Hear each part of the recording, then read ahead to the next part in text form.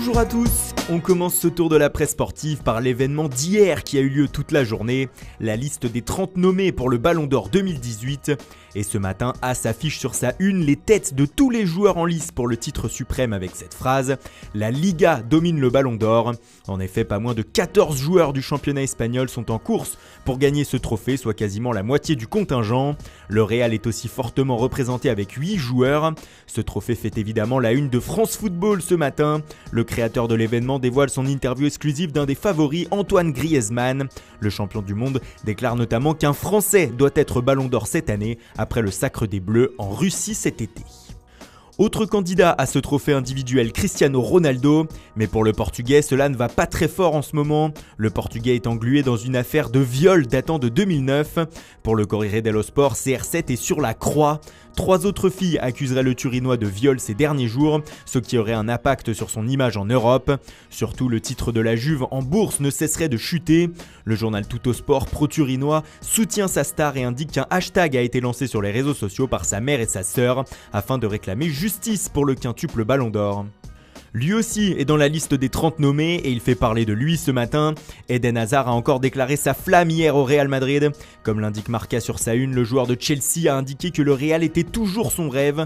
C'est le meilleur club du monde, a dit l'ancien Lillois. Je ne veux pas mentir aujourd'hui, c'est mon rêve depuis que je suis enfant. J'ai rêvé de ce club, je ne veux pas en parler tous les jours.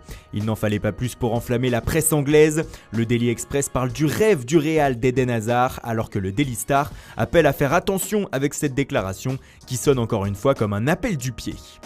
Mais il n'y a pas que Hazard qui fait les gros titres ce matin outre-Manche. José Mourinho est aussi bien présent en première page comme ici, le Sun. Mais cette fois pas pour parler de son possible départ, mais pour le geste du petit doigt que le Portugais a eu à la fin du match contre Newcastle. La fédération anglaise s'est saisie des images car elle considère que ce geste est totalement déplacé, surtout que ce serait la 3e fois cette saison que Mourinho l'effectuerait. Le coach mancunien se justifie en expliquant que ce n'est rien de moins qu'un geste du petit doigt. On retrouve la même polémique à la une du Daily Mail avec ce titre « La malédiction de José ». Le Mirror, lui, préfère se concentrer sur les propos de Wayne Rooney qui a défendu le Portugais. Le manager peut faire beaucoup, mais c'est ensuite aux joueurs sur le terrain de produire.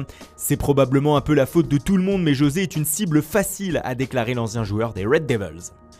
On retourne en Espagne avec le quotidien Mundo Deportivo qui parle d'un intérêt du FC Barcelone pour le Lyonnais Ferland Mendy, mais le média se penche aussi sur la situation d'un autre entraîneur, celui du Real, Julen Lopetegui.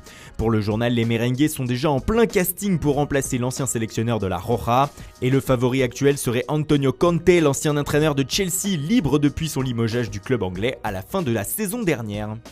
Sport emboîte le pas à ses confrères en indiquant que le Classico Barça-Real du 28 octobre prochain pourrait être le dernier match de Lopetegui à la tête des champions d'Europe.